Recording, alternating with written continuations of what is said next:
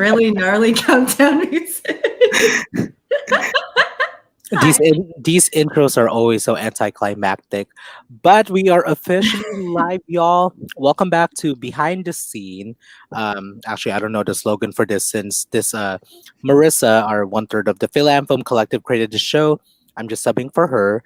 But before the month officially ends, as of today, actually, in most countries and places, we just wanted to hop in and do a show featuring our most favorite filmmaker ever, Kayla Galang. How are you?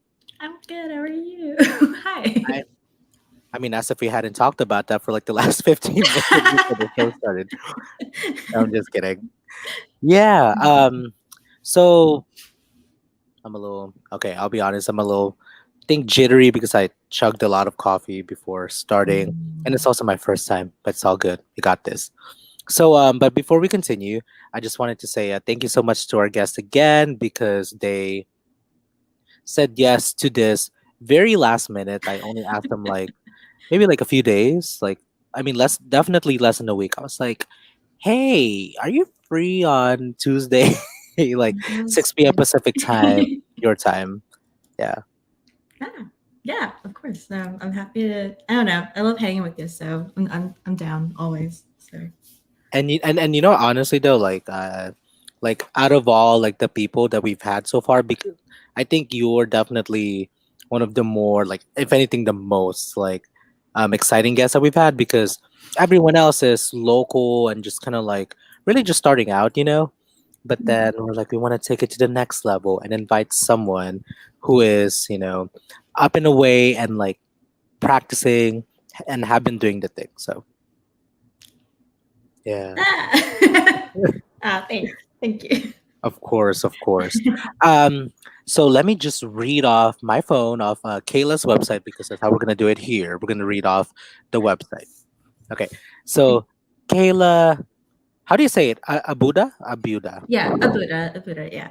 Abuda. Okay. Kayla Abuda Galang. She her is a second generation Filipino American director, producer, and editor focusing on themes of home, family, and belonging.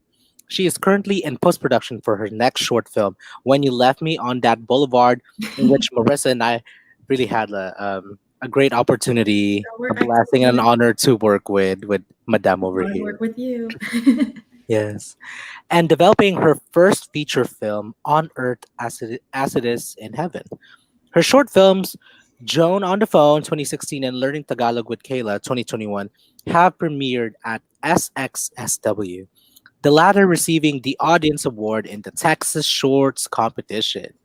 Her work has also screened at festivals such as Palm Springs International ShortFest, Indie Memphis Film Festival, Encounters Film Festival, and Los Angeles Asian Pacific Film Festival. Lastly, she was born in Olongapo City, Philippines, and raised in San Diego, California, and Houston, Texas. She is based in Austin, Texas. Texas, oh excuse me, with her partner and two adorable cats, which I've seen on Instagram. Uh, Lastly, she also works as a producer at the University of Texas, specializing in pedagogical documentary film. I'm so sorry for the long bio, but thank you for going through that. No, We should workshop that a bit.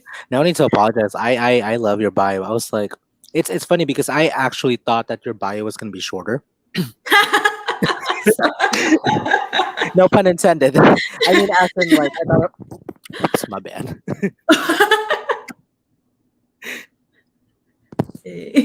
I mean, I thought it was just gonna be like a super like like brief one. So then, you know, so then when I read it, I was like, oh, it's actually really extensive, which is great. I was happy. Yay. Yeah. Okay, so let's get started with the very first question, which is the icebreaker round. It's been a minute since I've asked this. I'm trying to remember. And that first question is if you have a morning routine, what is it?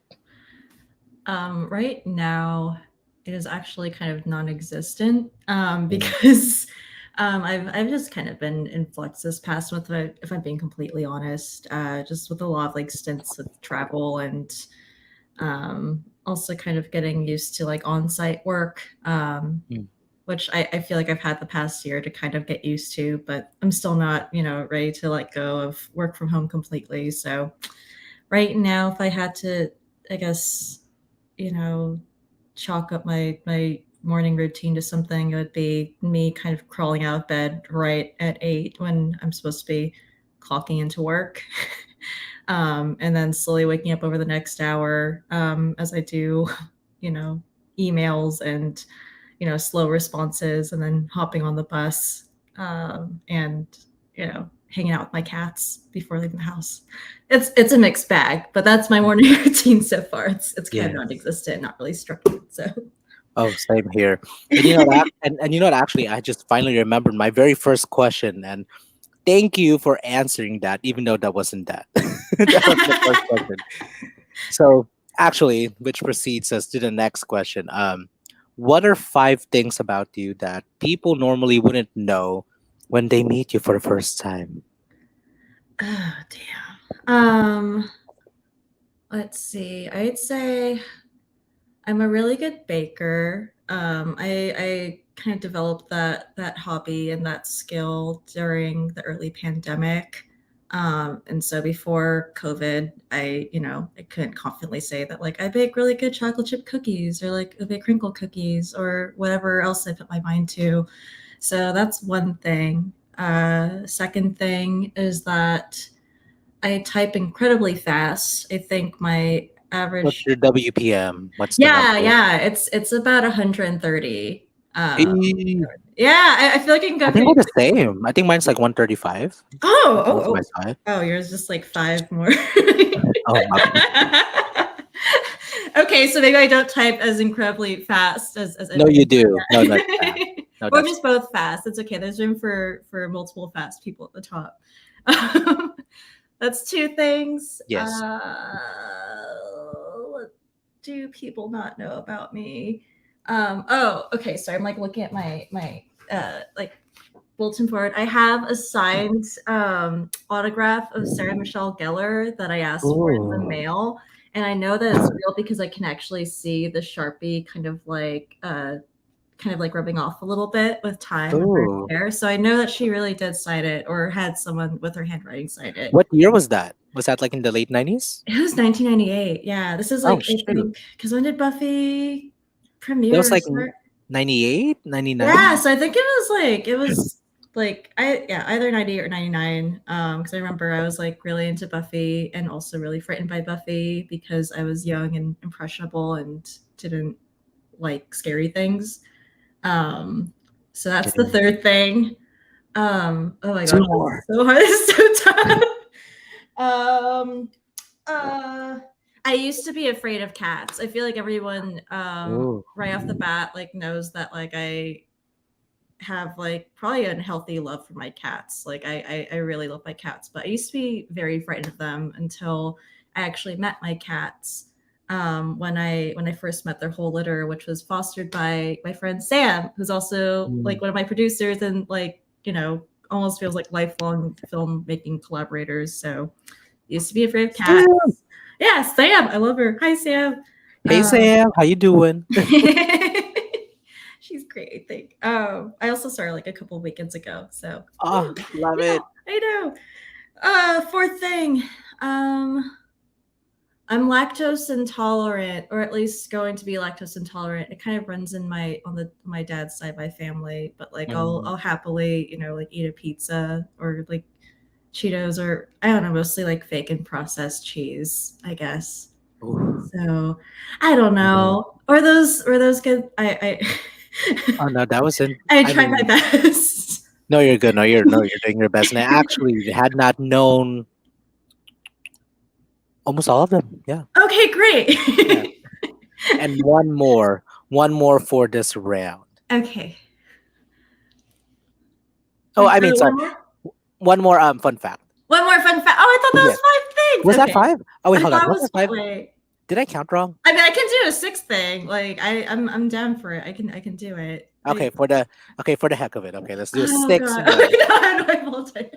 Okay. I could rollerblade backwards. I've been slowly working on my rollerblading over the past year, and I can rollerblade backwards. Oh That's wow. yeah, yeah. I need to develop more skills and start shredding more, but that's like one more thing. So I hope No, I that was feel it. I No, hope that that was was great. not boring at all. No, that was great because most people can't even like stay up, let alone move forward, but you can move backwards. Yeah, I've been putting in the work, I think. Yeah. Okay, my friend. So I'm gonna ask you one final question for this icebreaker round. Okay. So, if Kayla Galang were to have her own TikTok dance challenge, what would the first move look like? And you have to show us. I can't dance. I suck at movement. It's okay. It's just um, one move. It's just one. Yeah, just one move that I think ideally you can repeat over and over again. I feel like it'd be almost kind of like owl-like because like I like how they can just like move their heads but not the rest of their body. So probably just be like really probably like more interesting than this, but like I don't know. I was just watching a video of owls earlier today, and I was like, I really like the way that barn owls just move their head on the. I don't know. That was a crummy answer to No, I love it. I think for my podcast that I've done, like these questions are being based off from like I've like had a lot of people like someone actually disappoint. had the yeah like a lot of head movement. Ooh. Yeah. Have you seen one in person, like in real life, an owl? I have like I think like twice. One of them like on a recent walk in the summer, and it was kind of scary. I think owls are Recent. actually, yeah, owls are like deeply frightening to me, but really fascinating to me. I used to, I don't know, my partner and I used to really bond over barn owls because Mm. I just think they're really cute and terrifying, and I respect them. But yeah, I have seen one at least twice in person. Yeah, You I've can't seen miss one. it. Yeah, I've seen one in person, and it like rotated its neck. I was like, Yeah, it's slightly demonic, but in a cool way. it I feel like is. yeah, yeah. That's the only one that's acceptable. It's the only demon activity I'll accept. Okay, so we made it to the I could have I could have sworn I had more questions, but that was perfect and beautiful. And actually too, because we only have like so much time and I have so much questions to ask. So we're gonna proceed into the main question. And on that note, the very first question is who is Kayla? Who is Kayla? Oh, I'll answer this in the first person because I can't, yeah, talk about myself in the third person. I guess unless I'm like writing a bio about myself. I am a person who likes to I don't know. I really enjoy like the filmmaking process in all its forms. Like I'm not just out to make movies, but to like just and I like moving through like the producing process, the editing process. I love baking. I love hanging out with my cats. I really love privacy and alone time. I like sunshine. I'm mostly just talking about things I like because I feel like those compose like who I am, I guess. But Oh no, yes, please keep talking about it. That's yeah, beautiful. I mean, especially your interpretation of that, because just before you continue, like actually that question, because I feel like there's a tendency for people to be like, when I asked who, like people have openly admitted said what versus who. You know what I mean? mm, So I feel like this question is definitely open for interpretation. So on that note, please continue. yeah. I mean, and I feel like I'm a very simple person who just likes things and enjoys things and has a lot of feelings, I'd say. So I guess that's who I currently am, just like someone who's just vibing and kind of just like seeing where the road takes her, like whatever road she's on. So Yes. yeah. Hey, and we have one viewer. We have a viewer. Hey, y'all, welcome to the show. Feel free to comment down in the comment section where you're watching from and why you're here and also for those watching on replay because we can't forget that people will be flocking to this after the replay, since we're doing this live, as we let them take a sip of their drink. Okay. So my next question is, and I personally love asking this. It's a little self-indulgent. Um, how did we cross paths? Oh my gosh, we crossed paths when you and you submitted to our crew call.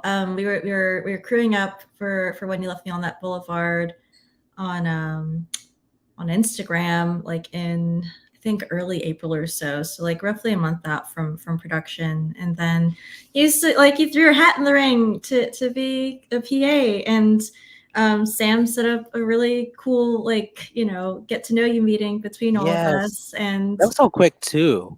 yeah. Oh, yeah. Because I remember we only had 15 minutes because I had to run Yes, to something right after. But you I just did. You had like remember, a online like event that you were doing, I think. I think I had yeah, it was something for work. I was doing like a panel at work or something. And I just remember being at my laptop in the courtyard near my office. And then we just got to meet for like about 15 minutes. But I remember like really loving your energy and getting to know you just those 15 minutes. And I think immediately after we are like, okay, yeah, we want Adrian on set. So that was like done deal. That was it. Yeah.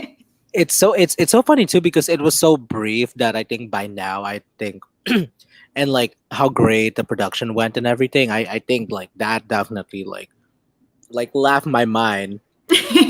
But then when you brought it up, I was like, yes, I remember like just having my phone like I think it was propped on like my Starbucks drink because I had just gotten something to drink.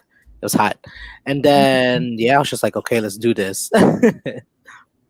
It was lovely. It was a lovely meeting. Thank you.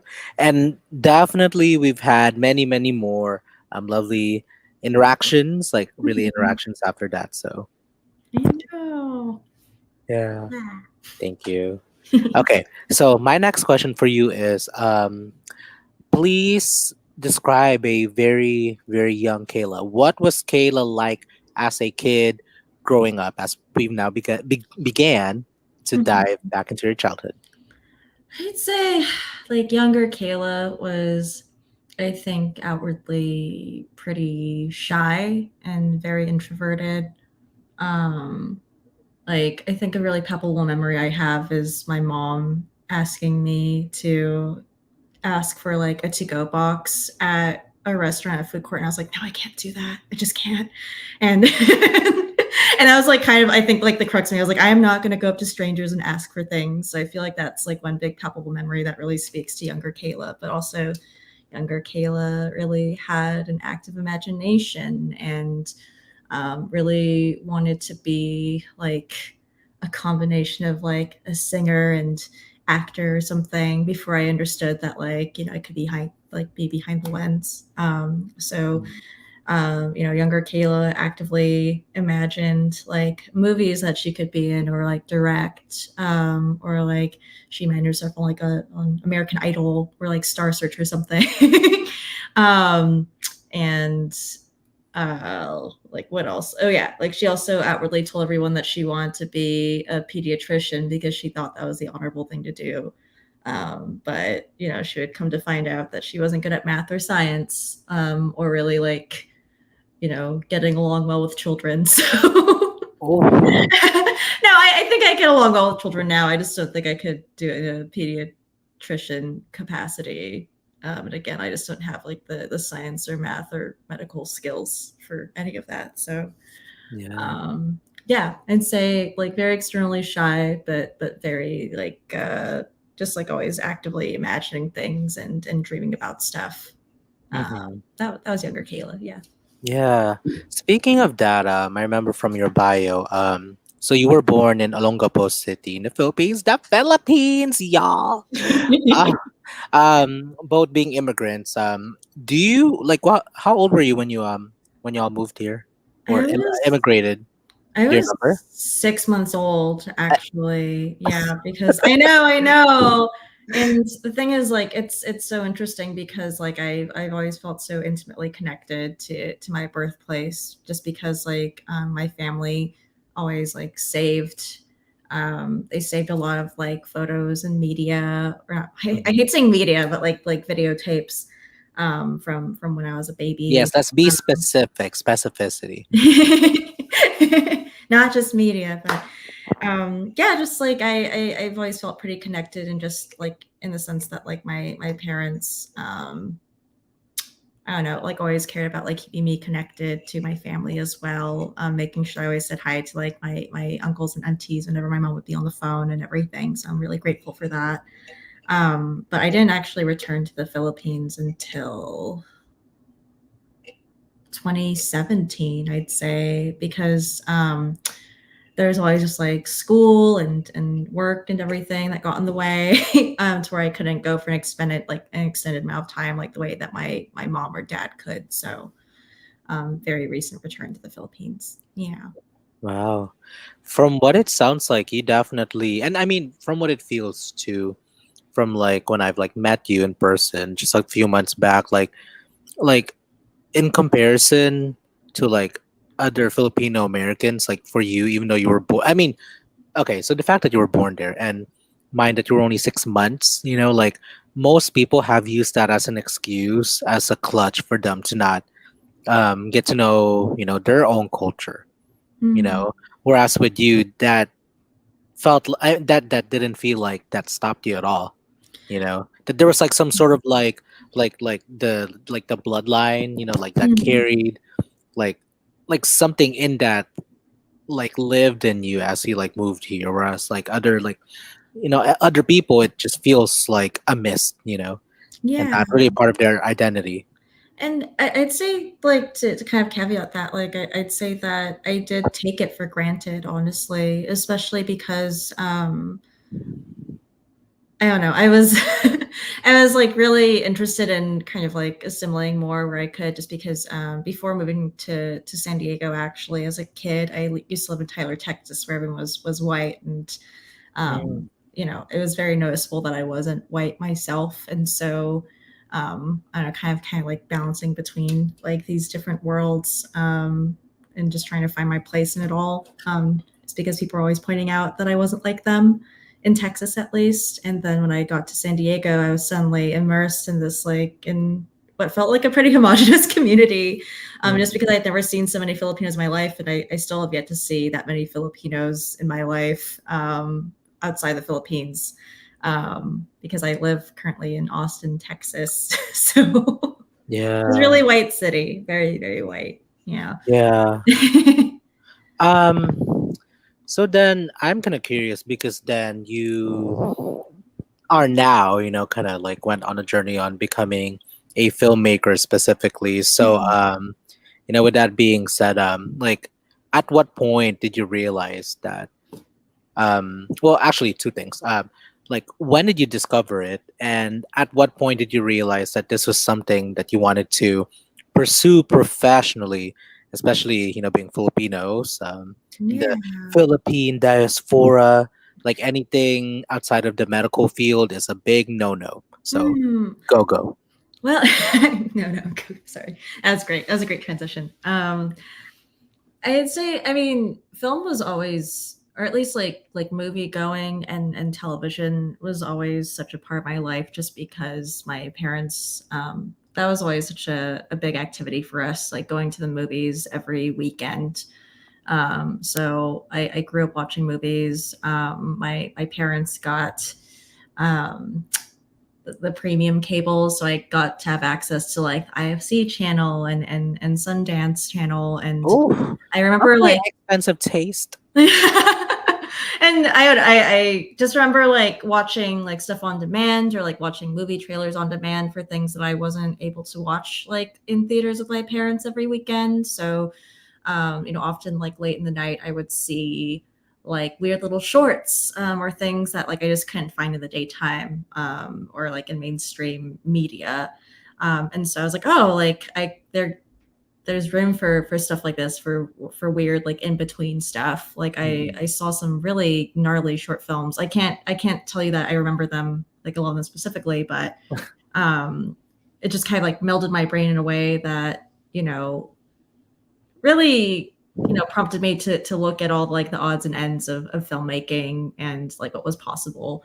And so I'd say, I think in early high school, um, I think I realized I didn't necessarily like want to act. I realized that like Mm, a lot of my daydreams were me like directing my daydreams, and like writing my daydreams. And so I was like, oh no, I think I'd like to make movies. And so I think around freshman year was when I really resolved to be a filmmaker, or at least to start making movies. And so I started to pursue it through like a media technology program in high school when I was in Texas.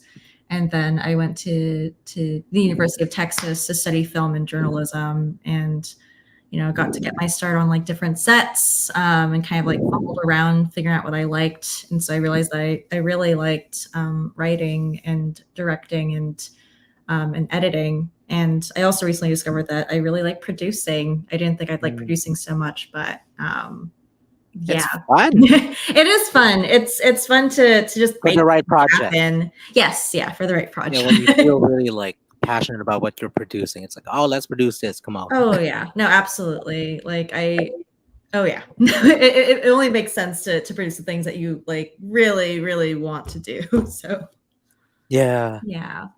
Can we actually just gulp on that drink for as long as you need? But my follow up question is this is maybe just foreshadowing just a little bit on your upcoming short film. Um, is it when you left me on the boulevard? Like, what's the working title? Yeah, so the title, it's funny because the title used to be shorter. It used to be Boulevard. I did But another then Boulevard ng Pag-ibig on our Slack. I know it went I from love that one, but I'm curious what's the final title, ma'am? it's when you left me on that boulevard, just because When you left me on that I boulevard? yeah, Mm, because I've always been so attached to that lyric. I've always been so attached to that as just like a very dramatic image. mm. And I just love how dramatic like Filipinos can be, especially with karaoke, especially Oh with yes. song, especially with like I love like the high highs and the low lows. So Yeah. that's the title. When you'll feel on that boulevard, I'm pretty set on it. I Yes. haven't changed it yet, and Love it. Okay. yeah, we're working on the final cut, which is like slated for like this Sunday. So I This have to Sunday? lock it in. Yeah, I have to lock Yes, it come on. Y'all, in. y'all heard it here live on the I Phil and Film Collective's Behind the Scene. By the first week of September, we will have. Did you say the final cut or the fifth? You just said. final cut, but I mean, like final cut for at least like festival submissions or like first round festival submissions. I think in the interim between submission and notifications, we're gonna be continuing to tinker and work and Yes. make some more magic. So it's not it's like final cut part one. Not Adobe Premiere or no, just kidding. I used to love Final Cut. I skipped over Avid and went straight to Premiere because Avid was just like did. Yeah. I did Sony Vegas Pro, like Sony Vegas Pro Oh for me yeah, was I love that, and then I did yeah, Adobe Premiere, and I was like, this is not. I mean, I love it now, but it still wasn't as like user friendly as like yeah. Sony Vegas. Ah, I remember that. yeah. But please let me not digress. So the reason why I wanted to ask that question, hi another viewer, welcome to our show behind the scene. Join one, join all. So the reason why I wanted to ask that question was because I remember at some point you like had opened up about on your Instagram like post filming Mm, caption about how like doing that project for you was very sentimental because at some point like you felt like you just left your life behind, Paradise Hills, and yeah. like being an immigrant myself, like I grew up here but I moved here or there. I'm in LA right now. A different story also. Um, there at 9. So like definitely the feeling of like displacement. Like I feel like it's Mm. such a like a super sensitive topic for me. So if you don't mind sharing some of your thoughts and experiences on that. On leaving Paradise Hills and everything. Yeah. Yeah, Yeah. because I know that you were just talking about like how you got into film and you like started in like as young, and then you went into college. So I was just kind of curious to like just kind of like dig into that like middle chunk of Yeah. that. Well, it's funny because I had moved to so my dad was in the military, and so we moved around quite a bit. And so I moved to Paradise Hills when I was in kindergarten, actually, and stayed there until 2007, which was like roughly after my freshman year of high school. The And prime era too. Oh, girl. I know, I know, and it was that was a really hard transition for me, honestly, and I think one that my parents even felt guilty about, Mhm. because the reason why we had to go to Houston was, one, San Diego is expensive as hell to live in, and my, oh man, even just like thinking about like the price, like the rent on our apartment in San Diego, like because I used to live in Mariners Village, actually, like right across the street from the two-story McDonald's. I live by Um, there. yeah, I and live it's by like Most High School. I miss the accent. Yeah. We're like neighbors this whole time. I know. That's a funny thing. I was like, oh man, you knew Carlo Ibanez, like at Yeah, SCPA. I was like, oh my god, the it's so funny. intersectionalities. Yeah. Oh, wish we could have crossed paths. So I'm glad that we did when we I did. know. Yeah. Yeah. And so yeah, that was God, really hard transition, just because um I felt like I had spent, most of my formative life there. I made some of like my closest friends there, and I don't know. I'm even just like, I get a little bit sentimental thinking about it, because it was like such an uprooting. And again, we moved to Houston. One, because it was expensive. It was getting too expensive to live in San Diego for my family, and Mm, two, because my grandpa had been diagnosed with cancer, and so mm, we really wanted to be a lot closer to him, mm, and closer to a lot of my dad's family, because a lot of them are based in Houston. mm, And so it was really strange to go from, again, this place that I really took for granted. I took it for granted that I was friends with, and saw a lot of people that looked like me, and understood my experience, or like at least like the cultural experience of my family. I took mm. it for granted that I could eat really good Mexican food across the street, and go to like the sorry like across the street to get my mom like calling cards. Oh Um, yes. and then Yeah. I know, I know. Yeah, she loved Hello Asia. I remember that was her. Yes. Hello, Asia. Come Yeah, on. exactly. How much? $5? $10? I was like, and again, I was shy. So I was like, I don't know. So I couldn't Go really go talk get to him it. Go either. get it, anak. Go. That was the deal. So Mm, I took all of that for granted, and then when I was in Houston, where it's like oppressively hot and humid, and probably a lot closer to the Philippines in terms of like climate and weather, and therefore like much better for my skin. Um, it was just, it knocked me on my ass like completely. I was suddenly like in this place that like I just felt completely out of my element in. I was really bitter because I was a teenager, and I was like, how dare mm. you guys rip me away from my friends? Yeah. And so it was a really tough time.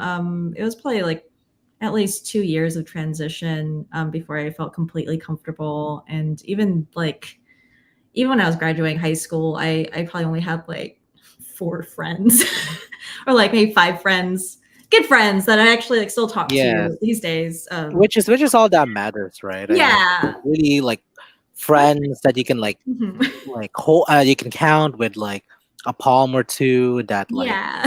that are there for you. But I was But like, of I course, was when you're driving younger, in though, San you think Diego. like, oh Yeah, I no, was for good. sure, no, for sure, because when you're younger, you would think that like, oh, having more friends is Oh like yeah. better. It was like after In all this. many ways it is, but in also in many ways it's like that now we're like in our 30s, right? Mhm. You're 30, you're in your 30s. Yeah. Yeah. Yeah. I'm turning 31 in a month, actually. Ah, September 30th, I'm turning 31. So yes. happening. Yes. But yeah. pretty hard experience, but it was nice to return home in this capacity to kind of, Yeah. I know, capture like even a slice of home as I remembered it. So Yeah. yeah, I mean, I mean, I guess the only thing that I'd like wanna, say about that is like also coming from someone that like I felt like I was in this like on the opposite side of like on the other extreme of your experience of like for you you felt like you took it for granted, and yeah. for me like I really absorbed it to the fullest. I was like SpongeBob and you were Patrick or something like that. You know what I mean? From Squidward. But yes, you're no you're Squidward. There you go. But like I guess what I wanted to just let you know is that like I think the fact that even though you experience like that's what you experienced, I think like you were able like the love was there. You know what I mean? Mhm. Like it was just like I guess it happened to be in a way that was like probably painful, but like I think without like some sort of like polarity, like you're not like I guess for you, you probably would have never known how much you like really loved it there or Oh, really absolutely. appreciated it if you like Absolutely. hadn't if you never left, because maybe Yeah, had continued to just kind of like be there and maybe not have like really seen like how you see it now, basically. absolutely. Absolutely. I think leaving was really important. Absolutely. Just for me to completely understand, I think fairly down the line, like what it all meant to me. So Yeah. yeah. And you can also come back too, and you Yeah, did I for did. okay, segues. Okay. Okay, I'm getting back because my segues were horrible in the beginning of the episode, y'all. Oh no, I love your So segues. Go ahead. yep, I'm getting better. Okay, so as we are down to the last 20 something minutes of the show, I actually just really want to spend the rest of the time like really talking about where you're at now and really in the present and especially when you left me on that boulevard, which is why you returned. Like everything that we had talked about, you actually turned it into an amazing short film. So if you could actually just share about that. Yeah, I guess like where the film came from and everything, or Yes, the ma'am. experience. Oh God. Um. So when you left me on that boulevard, was actually lifted from a feature that I wrote in, was it 2018 or 2019? I can't remember the exact year, but um, coincidentally, that was the time I started to go to therapy and Yes. Oh, started I to love kind that of for you. like, oh, thanks. uh, I think that was like around the time that I started to unravel like some of my patterns or like where some of my insecurities or like coping mechanisms came from. And like, surprise, surprise, it came from my adolescence, specifically like some really like bad social experiences that I had in San Diego. Really like gendered experiences. Just being a teenage girl can be really tough, just because you're up against like the elements, really. And so I was really interested in kind of revisiting that and kind of navigating that through just starting off by like revisiting like my last year spent in San Diego. So the script was called 0607, and kind of like the whole experience of like having a last year was the template for that script. And then I just started to kind of go wild and think about like the experiences of like myself and so my friends at the time, and people that I was friends with, and people that I was frenemies with, or like really hated because I was a kid with emotions and grudges. And so I wrote a whole script kind of like chronicling that year for a character named Lee. And um, in the midst of that script, there's like there's like series of vignettes that I always really loved writing and revising, that just took place at Thanksgiving. And I'd say those vignettes like felt the most like specific and textured and most palpable, just because I very clearly remembered being at like my family's Thanksgiving and not wanting to be there. Oh, yes. Because Oh, you're getting grilled with like questions upon questions about like your love life and your yeah. weight, and what you're up to, how's school going, being compared to your cousins and their scholastic achievements, and Yeah. being 15 or 14 or whatever. I was just like, I'd rather like be at home. I'd rather be hanging out with my friends, or like talking to my crushes, or yada da da, like just being on AIM, like Scrolling cruising on around. MySpace. Exactly. Scrolling on MySpace, like stalking like all the girls that I had like crushes on, or like secret crushes on. Yeah. And just Plot like, twist too, that never went away. Like no yeah. matter how old you get, girl, that never goes away. It No. gets worse actually. Yeah. When are you gonna get married? Do you have a boyfriend yet? I'm like, Oh my god. Yeah, no, that was no, it doesn't go away. Like I've been engaged for like since like 2019, and I'm still getting asked like, when are you gonna get married? Like, what's going on oh, there? And I'm like, I didn't know you were engaged. Congrats. yeah, it's just, I don't know, but like weddings and like marriage have like never really like been particularly like important to me or like my partner, as far as like rushing to get it done. Yeah. So that's and my family's like, but why? Like, then why even bother? And I'm like, it's I cool to think be engaged. I think that's the most healthy though, right? I mean, I don't know. I mean, from what I've seen, I think people who tend to have like longer engagements, I think in between that space, whether they actually get married or not, you know what I mean? It's probably the most informative, you know? Yeah, I feel like it's kind of even like a trial run for like, Yes. you're kind of like, are you like, okay, we could get married down the line because this is an actual plan down the line. Yes. So Or if it doesn't work, then at least no, it did at least not. you tried it out. Yes. Yeah. But yep, that kind of like that does solidify like, what the Thanksgiving experience was for me. Just a really what felt like an oppressive experience of just like questions and gossip, and just kind of having to like, endure a day that was like mostly for the adults or mostly for the small children, because all the teenagers are bored and like Yes. watching movies, or just like On the lazing couch, around. Yeah, falling exactly. asleep. Falling asleep, taking naps. And so I wanted to do that. I wanted to make that a short film. And I also wanted to throw like weed in the mix.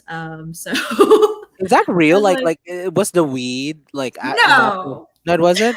No, I was just curious. I mean, I was so scared. It's like funny because I actually remember telling one of my friends recently that like I really like bought into the idea that weed was a gateway drug. So I was like, I really like held up weed as like almost, as like parallel to like, like heroin or cocaine or something. I was like, I'm never doing it. And like my mom would hate me, and like any of my friends who do it, they should be ashamed of themselves. And I feel like some people can probably thankfully it's not. yeah, I know. Thankfully it's not. So no, and it's funny because like I actually showed my mom a rough cut, and she's like, "Did you do that? Like, did you actually?" I was like, "No, mom, of course not. Like, I really did not. I honestly did not. This I was didn't." for the this was just for the cinematic experience. Yeah, exactly. And so yeah, I didn't start smoking weed till like college, so it's fine. I think Even it if I didn't start in high school, it's fine. no for sure. I mean, I guess like everyone has their own opinions, on weed Yeah. in general. But I kind of feel like I think it might have been better that you waited till you were older, you know, to try it. I was like, I think secretly jealous of my friends who were like getting Who did to it? try it and do the weed when I was in high school. But life just happens how it happens, and so Yeah. you know. So a lot of us get to live vicariously through the story and the characters that you wrote. Yeah, would you mind sharing then a little bit of your experience of like how the story came along in the characters? Or I mean the casting, actually the casting. I'm Yeah. interested. It's cool that you also bring up the casting, because I feel like And the I was hair. honestly And the and the hair hair. and the hair. The hair. I was honestly hating the script for a while, until like the cast came along, until the casting process came Mm. along, because and that's actually like kind of influenced the way that I want to approach writing and casting for like the Mm. next thing. And so I wrote a few drafts that felt pretty stilted, and um, just didn't feel true to like the voice that I wanted to put out there and project. Aw. And so Hi, wait, hi, Nebraska says hi. Christmas! Sorry, friend. I forget. I'm sure you know when you're in the live, you forget to look at the comment section. I see like two, and I'm like, oh, she says, "Yay, Kaylin." She Hi. also says, "Hi, friends. Hello, hi, Fred." Okay, sorry to interrupt you, but I just wanted to No, you're fine. shout out our friend over here and continue. Wait, what was I saying? Oh, the casting, Oh yeah, like yeah, the process, how you wanted to like kind of incorporate like casting into the script or something like yeah. I'd say I feel like I started off with like a pretty solid template of what I want the characters to be, and at the point that like I started casting, like the characters had already like lifted themselves off of the page to start being like people that were like apart from me and like the people that I knew. Also, I love the lighting. Yes, I'm Um, like, it's getting dark. I'm gonna flash this. and um, I, but I think we started casting in like late December or so of last year, and then we started to really do like the self tapes and like the callbacks, like the virtual callbacks in January, and then we called back a few people for chemistry callbacks in early February, and Mm. I found the best people. Like I found You Elle who played did. Pinky. Yeah. Oh my gosh. Like I remember when Elle submitted for Pinky, we had like a fairly like non-traditional casting process in that we just like asked for people to like tell like stories about like themselves and um like talk about or like describe their interests or like what like really made them light up, because I was really interested in seeing that in the casting process. I remember when Elle went for Pinky, she gave me like I think an almost 15-minute self tape, Oh, which like felt very on brand for Pinky because she was just telling like stories left and right. She was sharing so much, and then there was Melissa, who was like a little bit more timid and shy, but was also like quite the dreamer. She talked about how she wanted to become like a flight attendant and like be in the sky, which I really loved about her. Like I loved seeing like what made people tick and really what made people dream. And same goes for like the cousins. I lovingly call them the cousins because they feel like my cousins. So there was Kaylin who played Lee. There was Gina who played Crizzy, and Whitney who played Jamie. And I just remember all of their self tapes, just like oh my god, they feel like cousins. And I loved watching Kaylin talk about Paramore being her favorite band. mm. I love seeing like how like Gina like made this whole like freaking like involved like slideshow, like talking about like her cousins and her Oh, she life made in a Paradise Hills. slideshow. Not even like a slideshow, but just like I would say it's like an elevated slideshow. Like it just like I got to know Gina through that self tape, and I was like, oh my god, she feels like a Crizzy.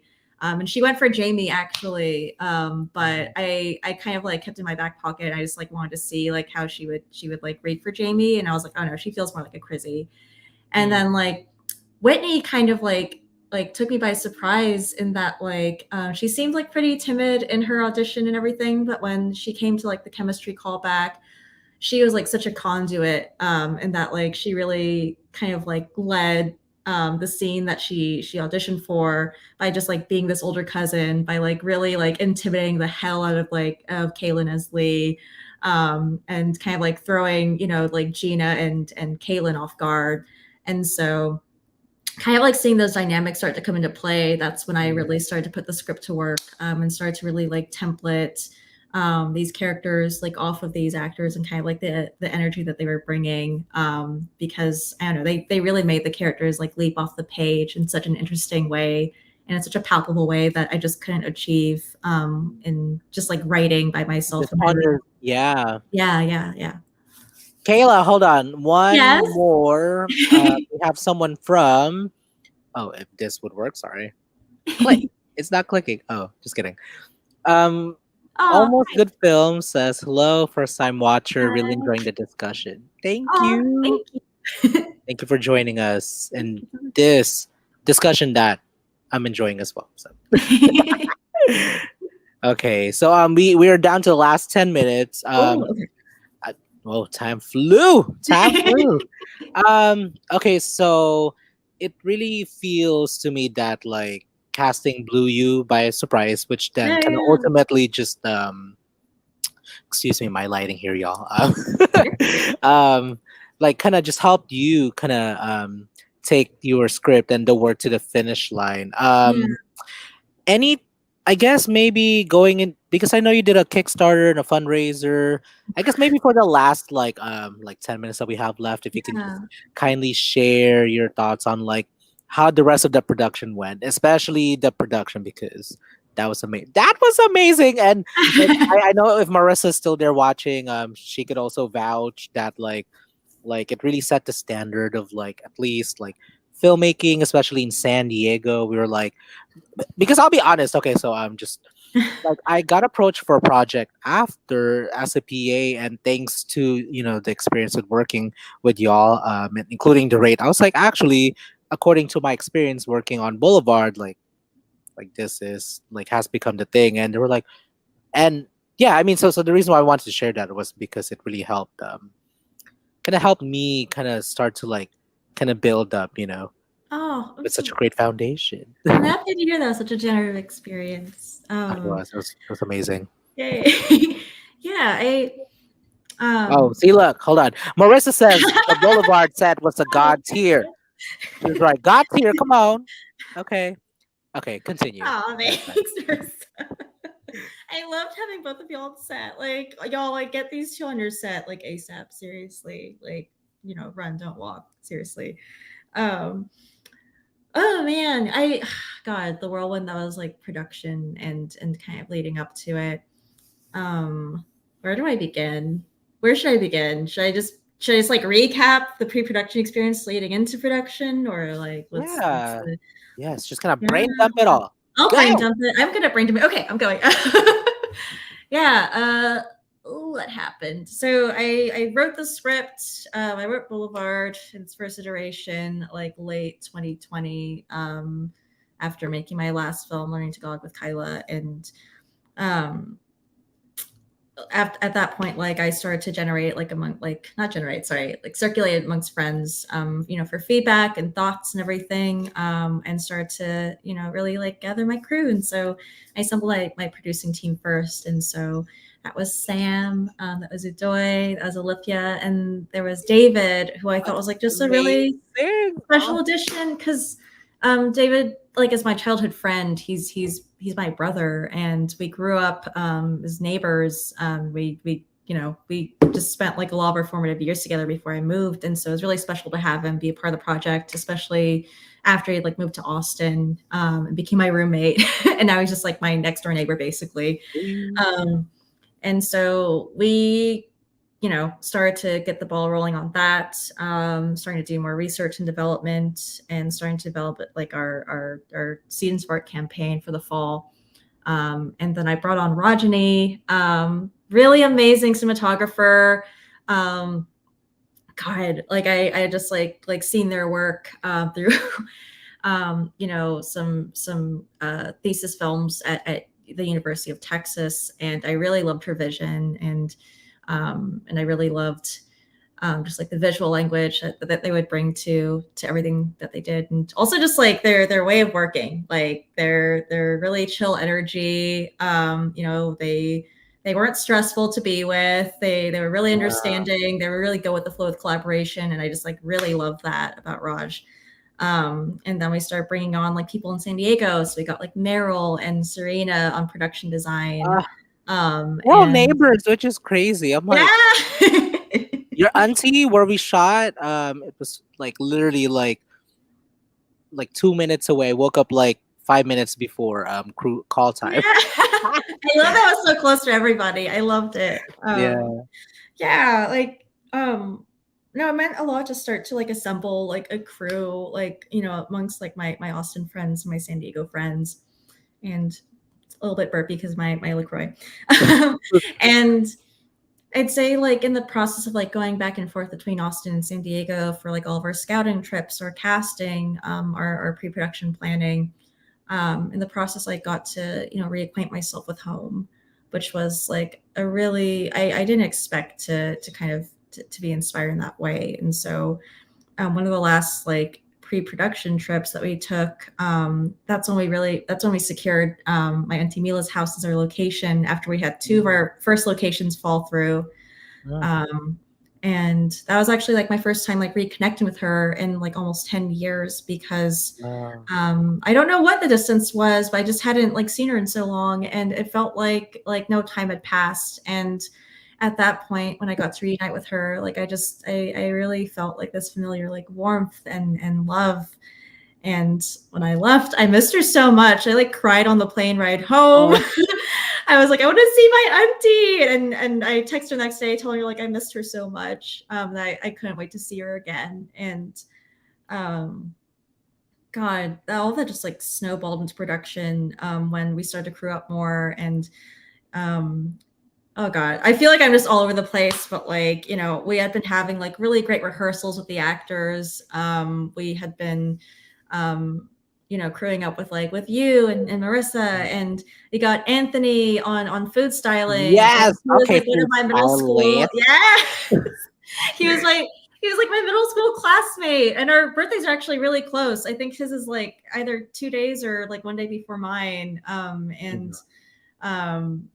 and then oh my gosh, who else did we get? We just And then you had Carlo yeah, styling. Carlo, also a childhood friend. Bro with the hair.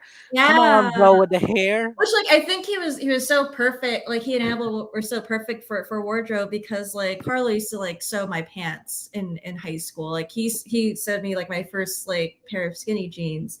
Mm. Um and then I met Ro. I remember like jumping on like a first phone call with Ro and just being like, oh my God, like I love you. Like we align so well.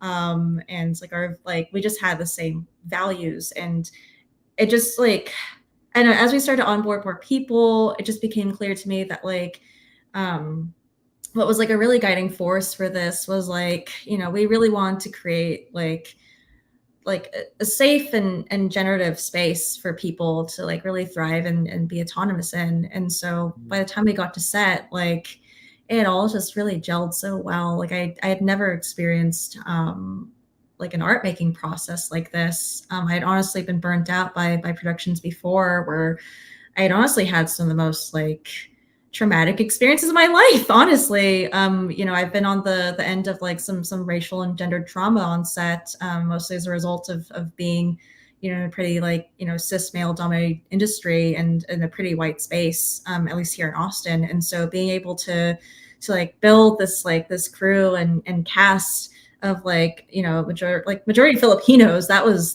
unprecedented for me. And And it the was extras too. and the ex like The oh extras. I loved everybody, and I just Ah, like love what life and energy they gave to set, because in that sense like it really felt like an actual party.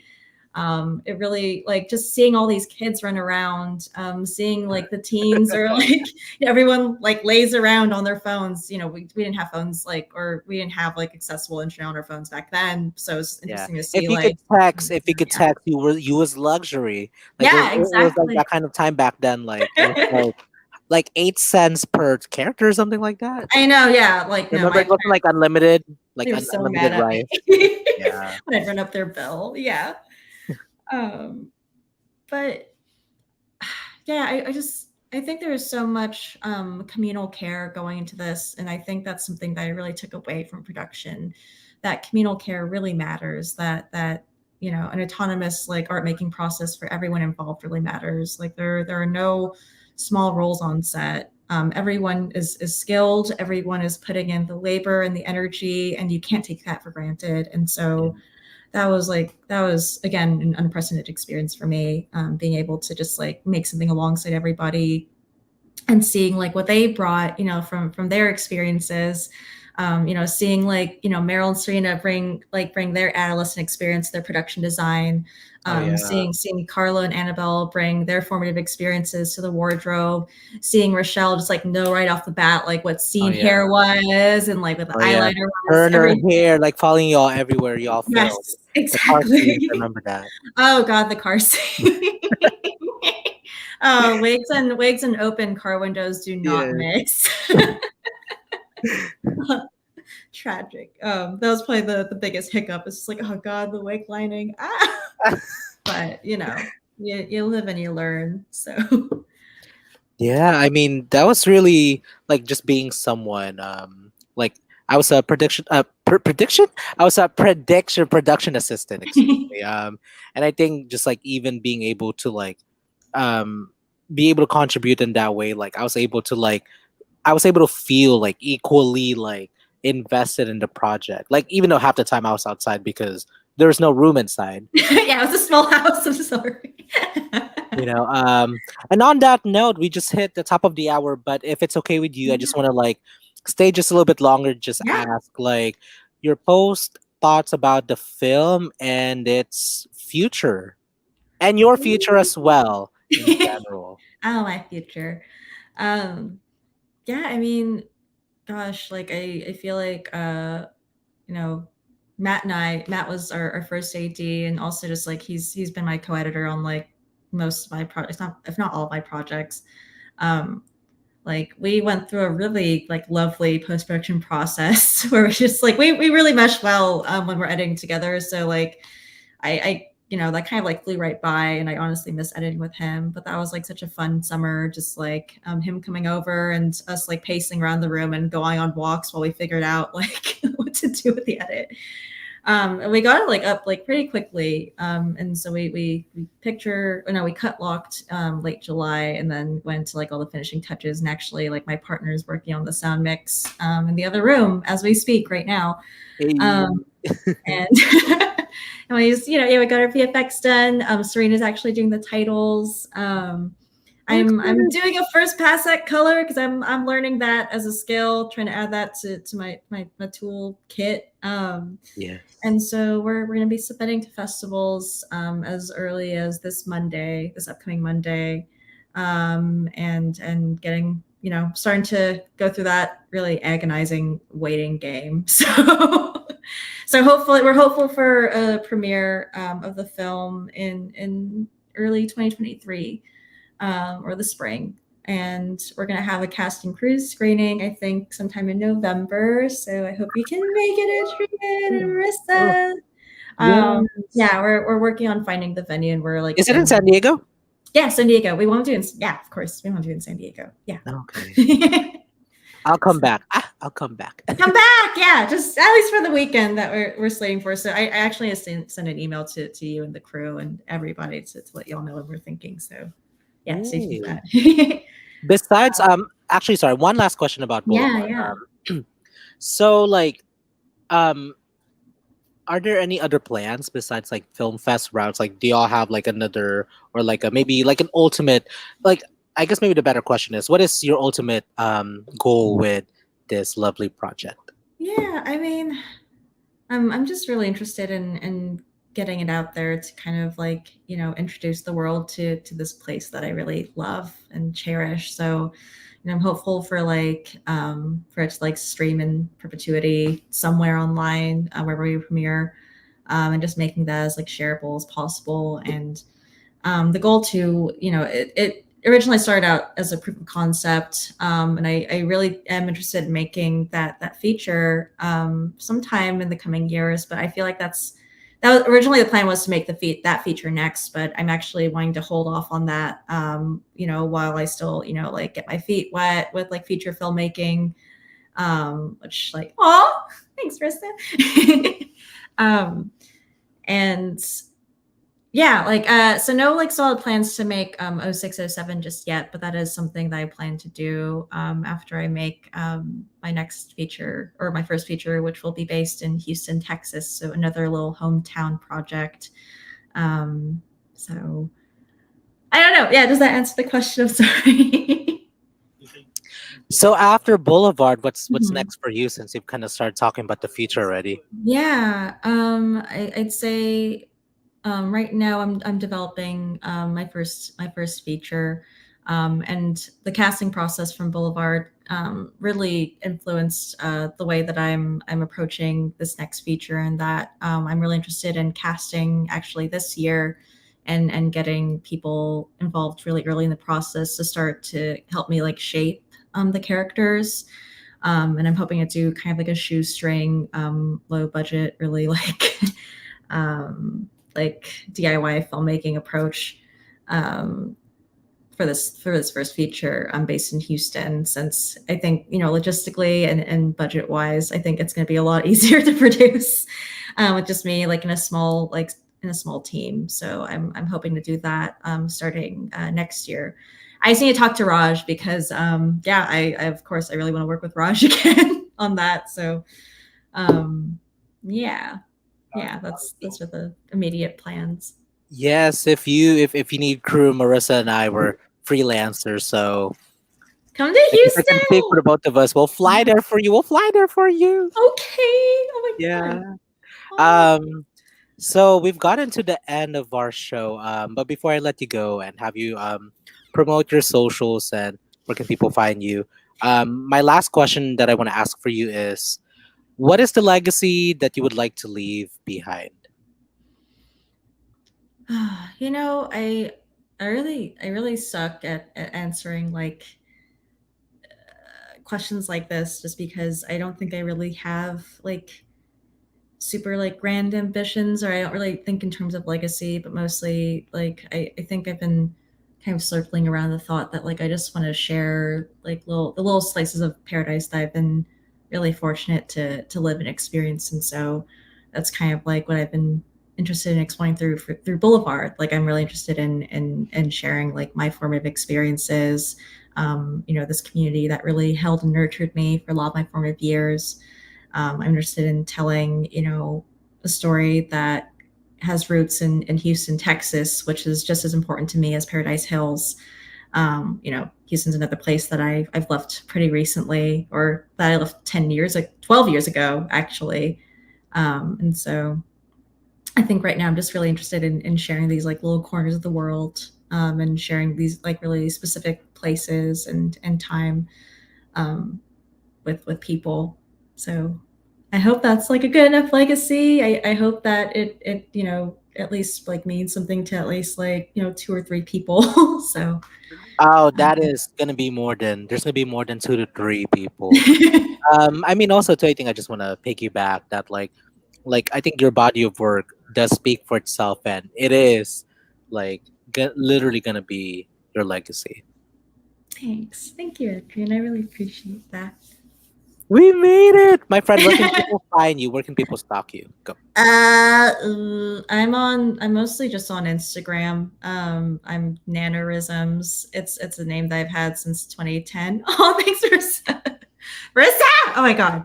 Um, yeah, I'm Nanorisms on Instagram. That's like mannerisms, but it starts with an N. It comes from a nickname that my Pakistani friends gave me, because apparently my name roughly translates to banana, and they call me Nanners, Nana, whatever. That's a long line explanation of Instagram. And then I'm also on Be Real. Uh, Up and coming. Oh, I'm also on kaylagalang.com. That's my website.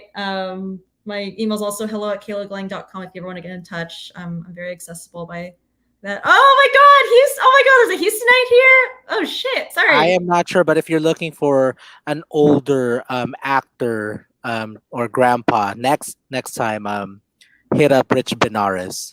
He could have played I grandpa. I actually am looking for a grandpa. So no, I'm Rich. I'm gonna hit you up. I'm gonna see what's. No, seriously, I actually am looking for a grandpa.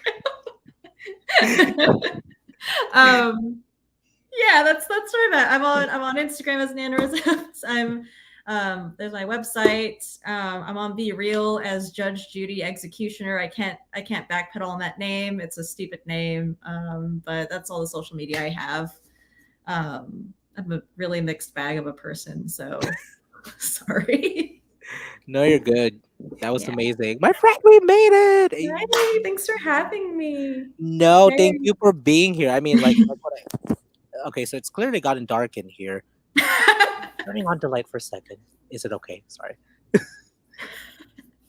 Oh, there you go. That was so much better. Okay. Ooh, You did great. Like literally, it's an honor for us to have had the Kayla Galang on the Film Collective. thank you Oh, for that was having my me. voice too. Sorry.